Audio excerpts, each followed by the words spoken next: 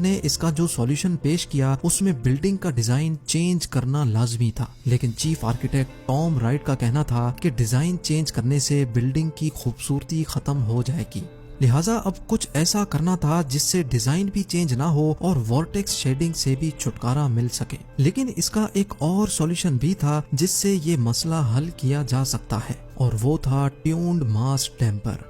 جی ہاں، ٹیونڈ ماس ڈیمپر ایک ایسا میکینیکل سسٹم ہوتا ہے جس میں ایک ویٹ لٹک رہا ہوتا ہے۔ جب وائبریشن پیدا ہونے ہی لگتی ہے تو یہ سسٹم خود وائبریشن ایبزارب کر کے اسٹرکچر کو محفوظ رکھتا ہے۔ ایسے کئی ماس ڈیمپرز ویک پوائنٹس پر لگا کر برج العرب کو وارٹیکس شیڈنگ سے بھی محفوظ بنا دیا گیا۔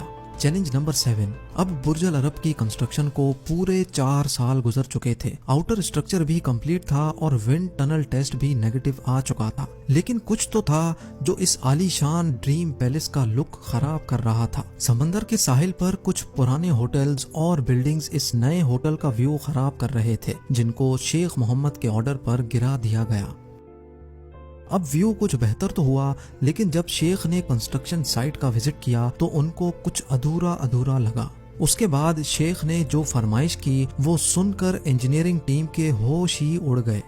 دبئی کے رولر کا کہنا تھا کہ ان کو برج العرب میں ایک فلوٹنگ ریسٹورانٹ بھی چاہیے، جہاں ڈنر کرتے وقت ایسا محسوس ہو جیسے سمندر کے اوپر ہوا میں بیٹھ کر ڈنر کیا جا رہا ہے، کیونکہ یہ فرمائش ایسی تھی کہ نہ تو اس کے لیے کوئی سپورٹ بنائی گئی تھی اور نہ ہی انجینئرنگ ٹیم اس کے لیے پریپیئرڈ تھی۔ اب کوئی نہ کوئی تو سولوشن نکالنا تھا، کیونکہ اب یہ شیخ کی فرمائش کا سوال تھا۔ یہ فرمائش پوری کرنا آرکیٹیکٹس کے لیے بہت مشکل تھا، اور اس کام کو انجام دینے کے لیے آرکیٹیکٹس کو ایک بار پھر سے اپنی لمٹس کراس کرنی پڑی۔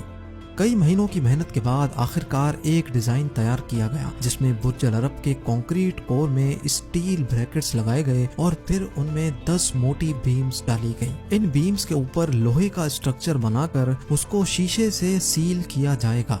برج العرب کا یہ فلوٹنگ ریسٹورانٹ واقعی انجینئرنگ ہسٹری کے کمپلیکس ماڈلز میں سے ایک ہے۔